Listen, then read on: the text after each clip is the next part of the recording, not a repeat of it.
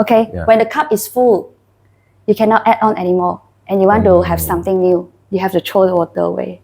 Okay. And then you can start to refill with new things.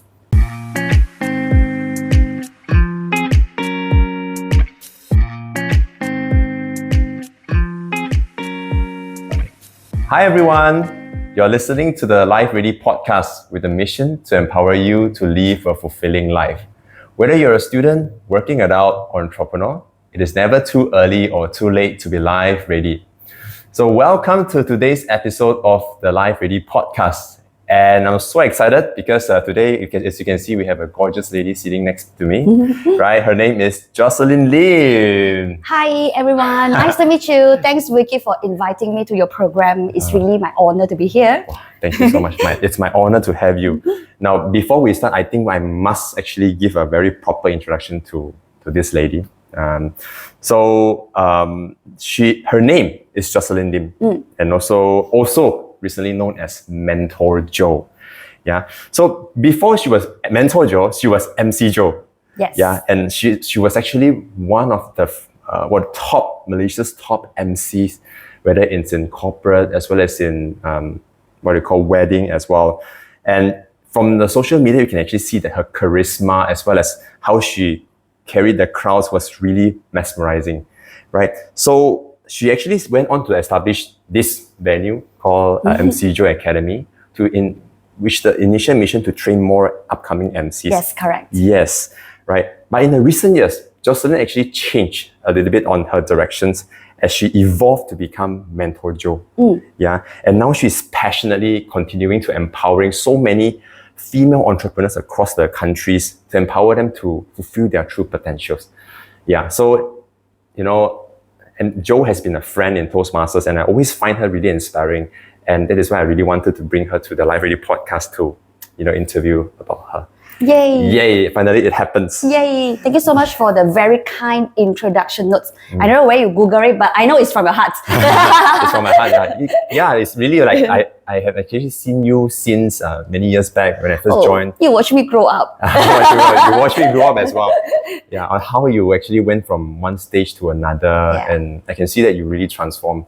Yeah, and along the journey, I think you become better and better. You don't seem to age at all. Thank you. Yeah. So maybe for a start, right, I'm just curious about, I know that you are from IT background, right? And how did you started to become an MC?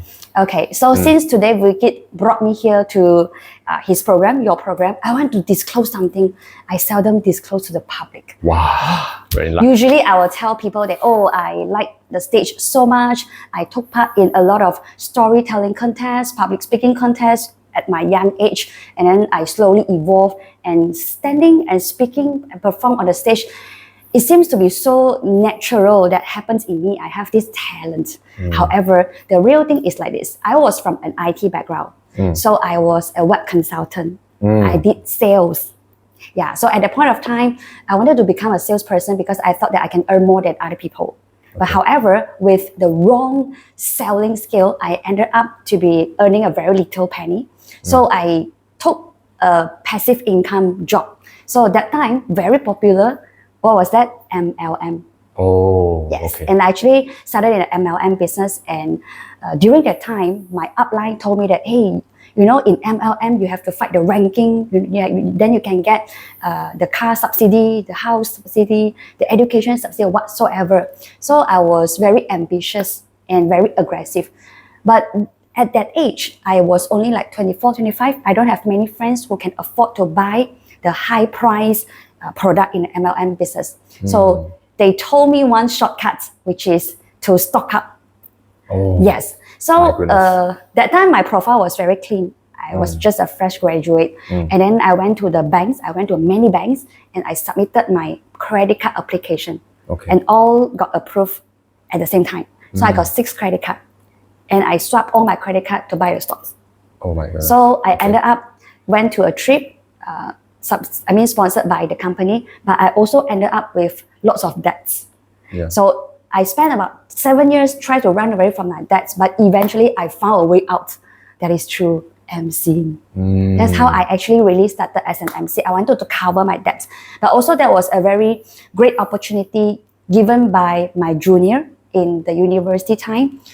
He was a live band member. Then he said, "Hey Joe, why not you become the MC for my couple? They are looking for MC. So somebody, his friend is not free, so I can have the chance to take up this role." So I started off. I remember that time was in Penang. My first pay was 180 ringgit. Oh, okay. And I taught and I sang. So, and then eventually I got complained.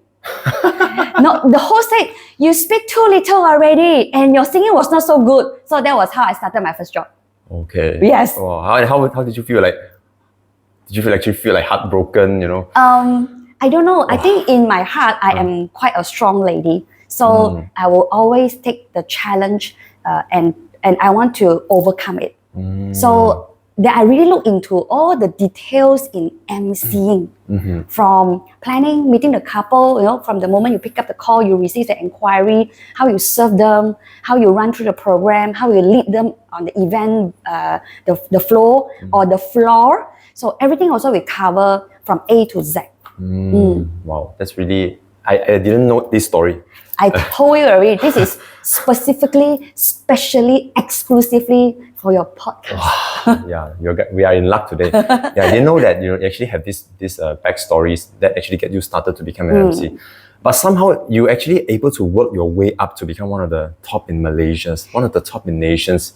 Whenever you talk about MC, it will be always MC Joe, MC Joe. Like, what was your journey like to, from accidental start and all the way to become one of the best? Okay, I wouldn't claim myself as the best MC in the nation because there are a lot of senior and they are way more experienced than me. But if you say that I'm the most hardworking MC, yes, okay, that one I can accept the credit.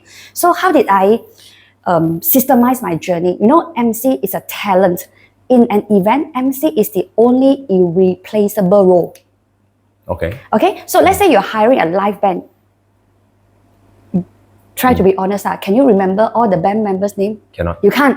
Can you remember what song they sang? Cannot. You can't. Your impression is, wow, very nice, very good, oh, very entertaining, very lively, or wow, so jazzy. It's like that only. But MC, you cannot remember who is the MC and how she looked like, but you remember what she said.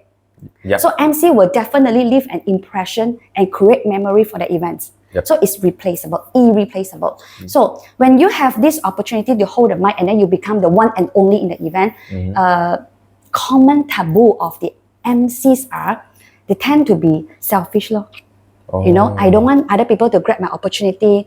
I just want to grab the chance myself, So I want to shine. I want to be shining star on the stage. But how I changed the industry was last time, before I set up my system on MC training. Okay. My seniors, those people, the way they train MC or the way they bring their todaya is like, okay, you follow me to my event now, you carry my bag, you be my driver, you take photograph for me, you take videos for me, and then you learn one or two things by observation. Okay, and I don't believe in this. I want to duplicate a lot of me. To me, all good things must be shared. Good opportunities must be shared. And when I share to my client about this MC, I have to ensure that this MC has the same quality or better than me. So how to ensure this part happen is only when I can develop a system to train the MCs. So my training system, my training objective is everybody go through the same educational system, same flow, same structure, but everyone carry their own flavor, their own style, their own charisma. Then I started this training thing. At the time, nobody in Malaysia did a proper training. Yep. And nobody in Malaysia did an MC examination. No one. Until now, besides me, I can say it's only MC May. That's it, two of us. So no one else. Whoever run a MC training out there, they can never run a proper MC examination. Yeah. So when we have the real practical, the real examination, and then the MCs are put on a mock-up situation. Okay, so they can really feel even the unexpected situations or some very quiet ambience. They have to bring up the vibes again. So these things are put on them as a test. That's number one. Number two, there's no another MC academy who can provide role play opportunity to the trainees. So that time I worked together with a group of Chinese restaurants. So we sent a huge number of MCs to their restaurants and they go through their internship or practical. Yeah. So that was how I transformed the industry to this way. Yeah, because I know MC Joe is also Mentor Joe, right? Should I call you? Yeah, Mentor Joe. Mentor Joe, she is actually coming from a training as well as more like an education background. She knows how to structure her programs in a way that everyone can learn it in a strict systematic manner. Yeah, and I realized that you were also teaching live streamer as well, not just MC, not just as MC. Yes, right? that is the later stage. I see. Wow. So are you currently still doing that? No. Okay. Yeah. Just curious, like you were at your program was actually very unique and all that, right? But what actually makes you stop that part? Okay, actually live streaming was not in my plan at all. Okay. So I am someone who never touched live or online. For us who is so active on the stage, we are on the floor. So we embrace the lighting, the sound system, and then the vibes in the event hall. However, when pandemic hits, we got no choice. We are not needed anymore in the market. So basically, we are all trapped at home. So that time I was thinking that again, I was quite a strong lady. If this way doesn't work, I'll find another way. Yeah, so we have no choice, but we have to pivot to online. So at that point of time, I was in a dilemma as well. I was thinking that I don't have any product to sell. My service was not needed anymore. So what else can I do? And then I see a lot of people go live. Oh, okay, go live. And they sell things, and I don't have things to sell. So what can I sell? So I started my first course as online public speaking course. So I basically teach people how to do public speaking. And then that time very cute. I sold at 7 ringgit 30 cents. You know what I saw at 7 ringgit 30 cents? I saw some other people selling courses at 9 ringgit 90 cents. I said, okay lah, I will fight the price. I'll set my price slightly lower than you. For how long they learn? Like for 3 days. For 3 days, 7 ringgit. Very cute one. Wow. So end up, I got no people coming. No one supported. So I know that was not right. And then after that, I think that why people want to learn speaking actually, you see, when people come to me, they learn MC, they also learn speaking. But when I tell them, hey, you learn MC skill, and then they can immediately relate, this is a money-making skill. They can monetize their public speaking skill. And then I should apply this formula when I teach them online. So I apply as when you learn public speaking, you can go and do live streaming. Live streaming is a money-making skill. Public speaking is not. When they don't have a subject to speak about, then when they are not a subject expert, then they can't make money. They can just talk only. So I formularize that.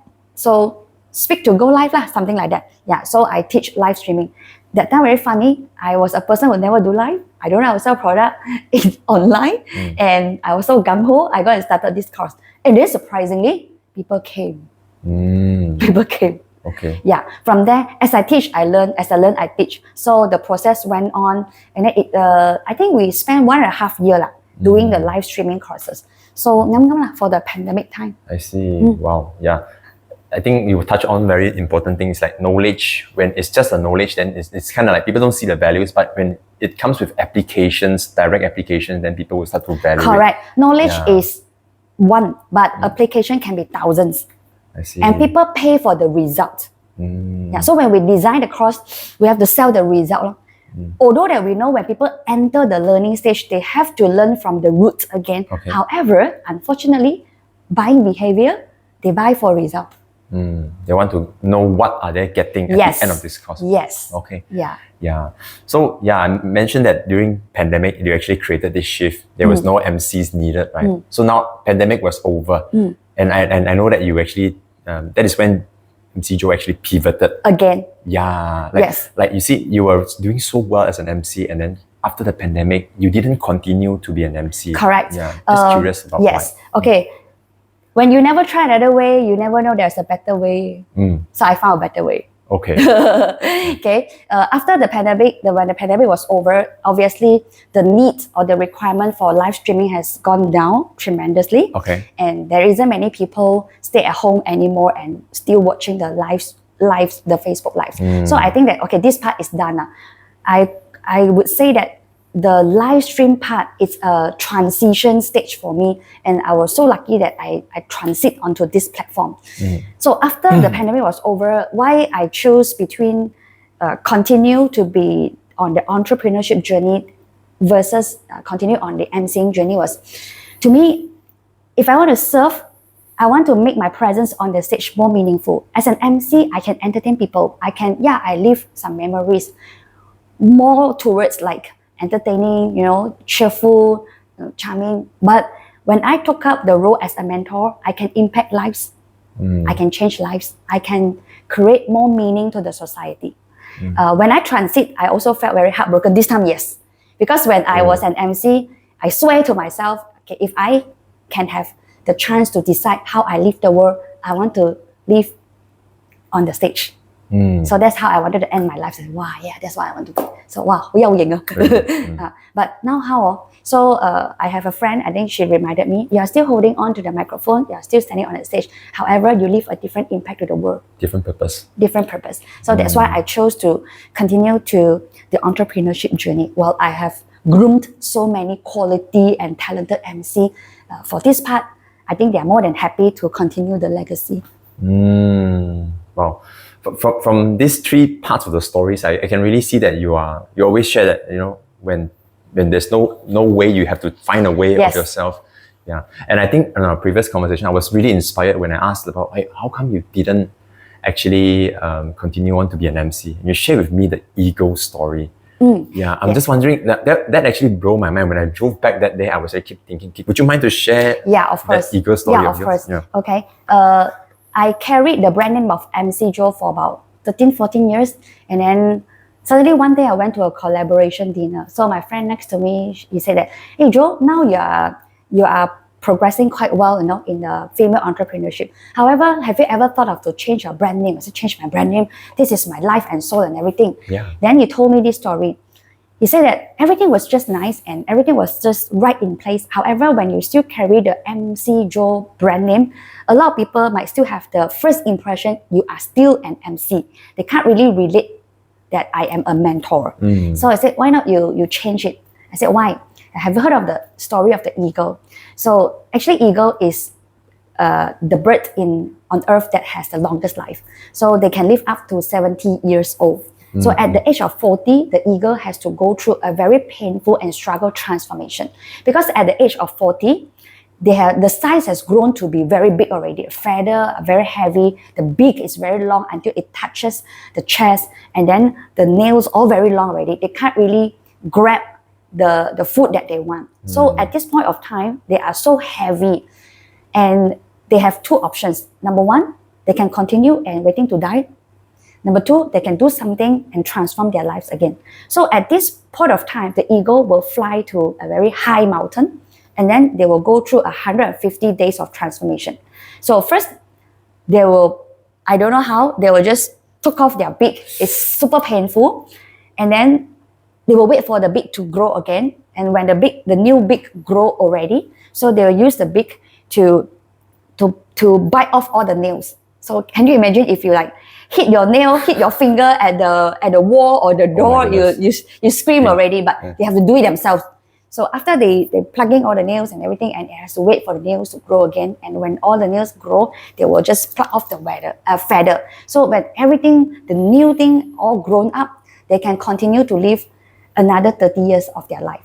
So when he spoke to me, I think this year is my 43, I'm 43 years old this year. So coincidentally. So I said, wow, oh my God, why this person talked to me at my age of 40-ish? So I think that things just fall at the right time. So I didn't bother. I just okay, I listened to him. Then coincidentally, I registered to a trip to conquer the Annapurna base camp in Nepal in April. Okay. So I landed at a very high mountain. And then I gone through a very struggle process also as I hike up and hike down. So I thought that, oh my God, is this a signal from the universe that it's time to change?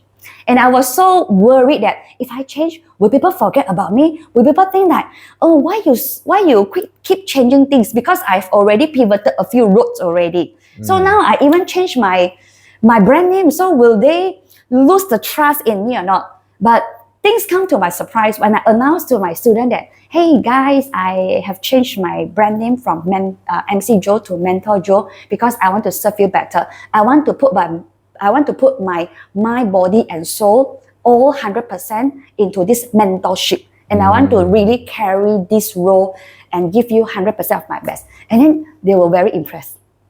So we changed the branding very quickly. I ran a campaign. Within 21 days, I managed to gain more than 1,000 hashtag of Mentor Joe.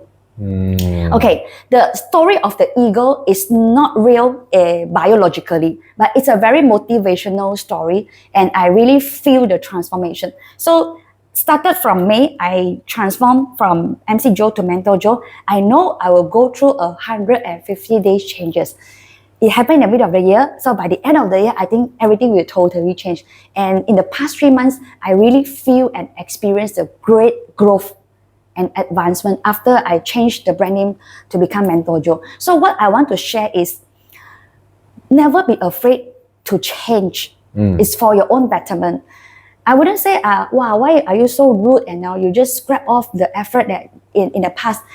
I want to tell that we do not need our past to lead us to the future. We need our present to lead us to the future. And I did not throw away all my effort or keep them or trash them. I just store it nicely in the library. You know, in the entertainment industry, when you want to remember an idol, what is the best memory? You see, those strategic idol, they will grow their entertainment career. Wow, they shine at the biggest stage in the world. Wow, they had the best audience, the most audience in their concert, and then they announce Gantong Mic. Oh yeah. 係咪? Yeah. So people have the best impression. Oh, that is the best moment I can ever remember about this guy.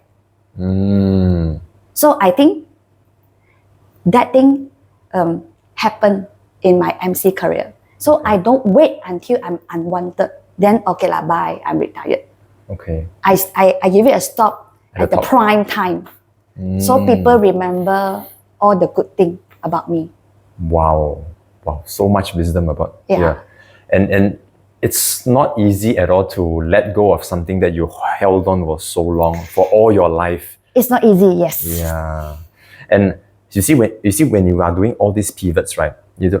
From what your story actually realized that it's important to let go. Sometimes we really have to let go of what brings us here. Correct. Because what brings us here might not bring us there, right? Correct. Yeah. But that process was actually, even myself, was not easy. You know, when you are onto this path, then you are guessing, okay, is this the path? Is it the correct path? Or would there be another better path? Like, how do you have moments like that? And yes. Yeah, how do you navigate through moments like that? I was very lucky that I met my mentor as well. So he always tell me this, don't have to guess. The result will show you. Just do it. The result will tell you the answer. Just let loose, be flexible and adapt to every circumstances. And then you will land at some point. The feedback from the customer, the feedback from the audience, you will know the answer. Okay. Don't have to guess. It's always adventurous. Entrepreneurship journey is always adventurous. Have you ever heard this sentence? The road to success is always under construction. Okay. You have the starting point. You have challenges, problem, doubts, uncertainties, fear, don't know, undecisive. It's always under construction. So actually, you never know. It's only when you dig, and then go through, pay it, and then you move on, and then I eventually land here. See, I started as a salesperson. I started as an IT guy, IT girl. How could I ever imagine one day I'll become an entrepreneur? It's never in my mind. Yep. and then I was in a bad debt. And then how could I imagine I can transform my life through emceeing?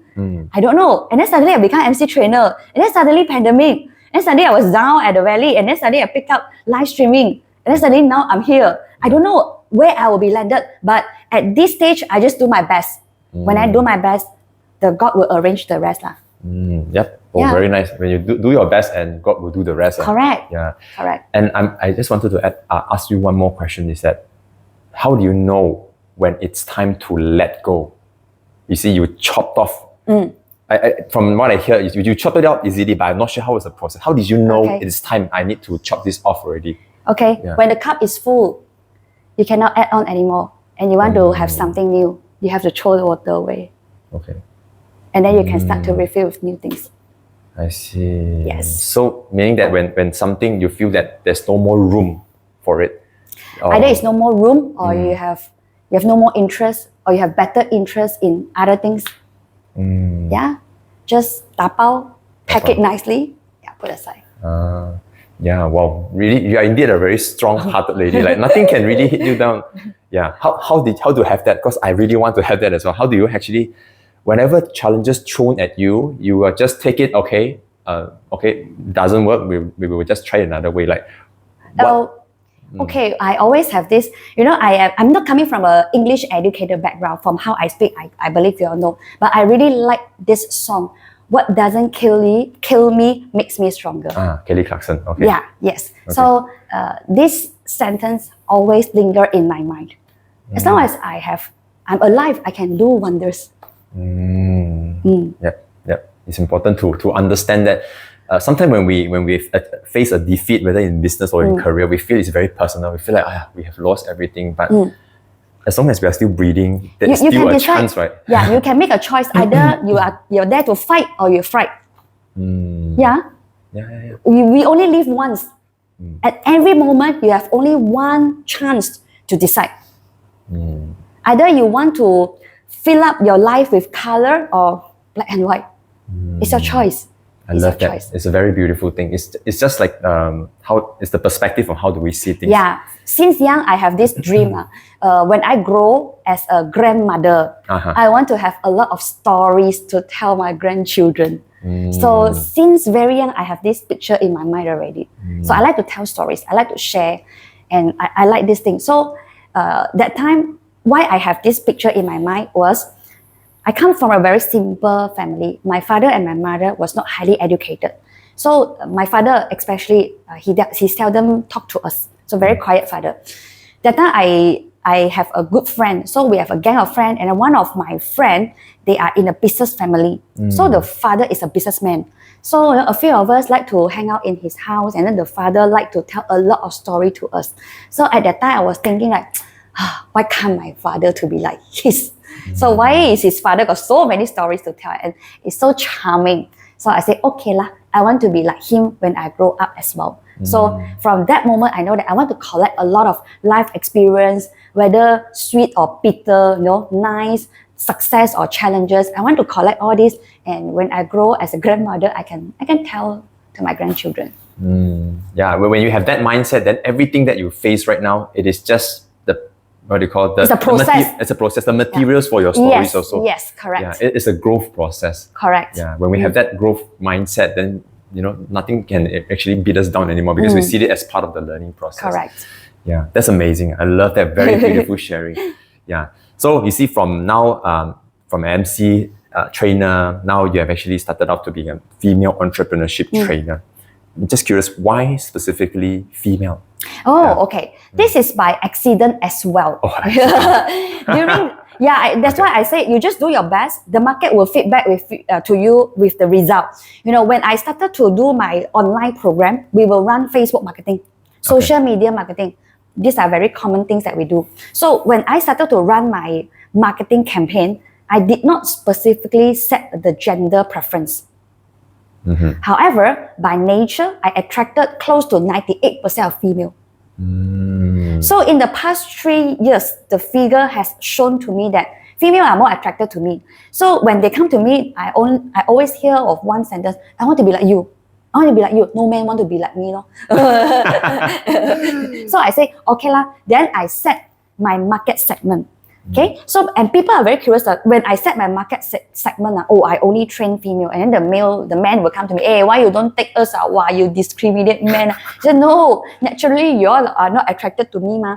And then this positioning become the talk of the town, lah. So I only choose women, I only coach women, and then it can become a very sharp market positioning as well, and then it can be part of the branding as well. The unfair advantage, the uniqueness, the unique selling point. So this comes to when you plan a strategy for your business. We cannot take every customer. Yep. We must set our avatar. When you want to serve everyone, you will end up with no one. When you want to sell anything, you end up with nothing. So we have a pool. So I always have this mindset: where to play and how to win. Set their market positioning. Yeah, and one thing I see from you, Joe, is that you are someone who is very authentic. Yeah, you are, whatever you have, you just share it out. Yes. From your speeches, you will just share. It's very yourself. And people are naturally attracted to the real you. And you are bringing that to the online media as well. So it's actually very important to, your authenticity is something that I really want to learn, and your confidence as well. Just be yourself. Just be yourself. Yeah. Yeah. It's important because when you be yourself, people will be attracted to you, and the right people will eventually come to you. Yeah. So what is your visions for this for this female entrepreneurship empowerment in the longer run? We aim to groom 1,000 female entrepreneurs who can earn their first million revenue in 1 year, in 10 years time. Wow. However, we are running very fast. I think we can achieve this goal or this vision in less than 5 years. It's progressing very fast because we are systemizing by stage to stage. So when we SOP everything, I think it will become a money-making mechanism. Yeah. For my student. Yeah, for your student. Yeah, I'm really seeing, what do you call, some of my friends are also learning from Mentor Joe as well, and they were saying that it was very interesting. It was very empowering, especially that when they see that their role model can be that successful. Yeah. So as an entrepreneur myself, right, you said no man want to learn from. I actually want to learn from. I actually want to learn. I can share with you. Yeah, yeah, you are very very generous in sharing. I wanted to know, like, since you have actually gone through a few business, many pivoting experience and all that. So throughout all these years of entrepreneurship, like, what are some of the wisdom that you have actually learned as an entrepreneur that has actually taken you this far? Yeah. Okay, as an entrepreneur, I think one thing I would like to share is clarity is power.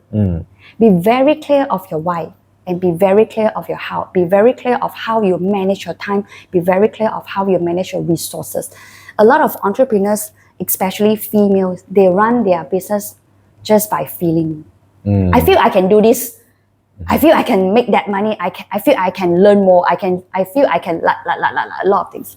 But when you ask them to put down on the paper, it's blank. Okay.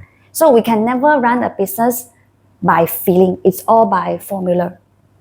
So number one rule is you have to know how to calculate the numbers before you start the business. It is always a very adventurous journey. It's risky. So how to minimize the risk? So you have to be very sure on how you want to do it. And of course, throughout the journey, there are obstacles, there are challenges. Just embrace every challenges that comes to you. They are here to help you to become a stronger entrepreneur. Okay, so number one is actually really have the clarity. Yes. Is there any more? Yeah, embrace the challenges and Embrace the also challenges, yeah. okay. So be committed to your goal. That's very important. Yeah. Okay. So a lot of people, when they shout, oh, what you want to do? Yeah, they shout their KPI, they shout their goal, and then very loudly, proudly. And then after a few months, oh, 老师, I'm emo now. Why? I don't know. So how? I don't know. I'm lost. They forgot their original goal. Be very committed. Yeah, be very committed to that. So do what you love and love what you do. Really, really do what you love. Don't do because of money. We can't have the passion because of money. It's very easy. I give you one example. So how much do you dream to make in 5 years? 10 millions, 15 millions? Yeah, 10 millions. Okay, so if I give you 10 millions, I give you extra, I give you 15 millions, I put you into the jail for 5 years. Are you willing? See? I cannot. So eventually you are not working for the money. 5 years, 5 years time, exchange with 15 millions, is the original plan, right? Yeah. But it's different journey. So never work for the money, work for your passion. Yeah, and I know the journey of entrepreneurship is really not easy. If money is only the goal, I think for me, I would have long given up. It must be something bigger than the money. Your life purpose. Yeah, life purpose. Your life purpose is the one. The biggest satisfaction in my entrepreneurship journey or in a mentorship journey is every time when I see transformation in a lady, I will be very impressed and satisfied. I will celebrate for them. I'll cheer for them. I'll just celebrate. In my mind, when the change of a female is very important. When you are able to transform a female, or when you are able to save a female, you're able to save a family. Yeah. When you're able to save a family, you can save a community. When you can save a community, you can save the nation, and you can save the world. Everything starts from the woman. You see, a husband and wife. If the wife every day negative, scold people, shout, you think the husband can fight for the career, peacefully? No. They cannot have a peace of mind. They'll have a lot of worries at the back. But when this wife is very understanding, very independent or very thoughtful, can also sometimes share some strategy or tips with the husband. The whole family become very harmony. And then who is receiving the blessing? The children. Yep. Yeah. So this is how I see it. So how powerful woman is. Yes, really woman appreciate. is really, really powerful. Don't underestimate yourself. Your presence, your magic power, your role, and your value to the world. It's extremely beautiful. And only if you shine it, and you live in your value, wow, the world is beautiful. Wow. Yeah. So appreciate the women around you, because we can see that nowadays women are really, really taking up a lot of leadership Correct. roles. We have seen presidents with women. Yeah, it's the women's generation. Yes. Actually, for our podcast, right, majority of the listeners are women. Oh, really? Yeah. Oh, you attract women also? Yeah, kind of. Yeah, around 70%. So a lot of really powerful women. They actually came to me and shared, "Hey, I actually learned something from your podcast as well." So maybe for ending for this episode, is there any final words you want to share to the women or whoever that is listening to this podcast? Okay. Yeah. Women, it's not about you can do it or not. It's about you want to do it or not. So as long as you want to do it, you can always have the right to live in the best version of yourself and celebrate your life. Wow. Celebrate your life. Yes. Okay, live life with no regret. Yes. Yeah. So and also if we want to know more about what you're doing, what the courses that you're offering, like where can they actually search for you? Just follow Mentor Joe. Search Mentor Joe in Facebook, and you'll be able to see my page. Yeah. But it will be all written in Mandarin. No worries. There's a translation right now. Okay. Is wearing the orange suit one, right? I think. Yeah. Yeah. You see me attached with a lot of orange. Yeah. Yeah, remember Mentor Joe. Yes. Do search Mentor Joe up in all the social medias. So you see, today's learning sessions even though it's my second time speaking to her in the recently, but I still mind blown. One thing I really learned is that it's important for us to pivot, to change, because what got us here today may not get us further in the future. Correct. If we still hold on to our past, our glorious past, not willing to let go, we may actually miss out a lot of beautiful opportunities ahead. Yeah, so that is actually something that I want to ponder about. Yeah, so thank you so much, Thank you, Mentor Joe, for your wonderful Thank you. sharing. I wish you all the best in Thank your mission and also vision to actually empower the women around the world. And I really do look up to you. And I really hope that one day I can actually have a great success like you as well. Sure, Yeah. you can do that. Yep. Thank you very much. Okay. So let us be live ready together. See you in the next episode. Bye bye.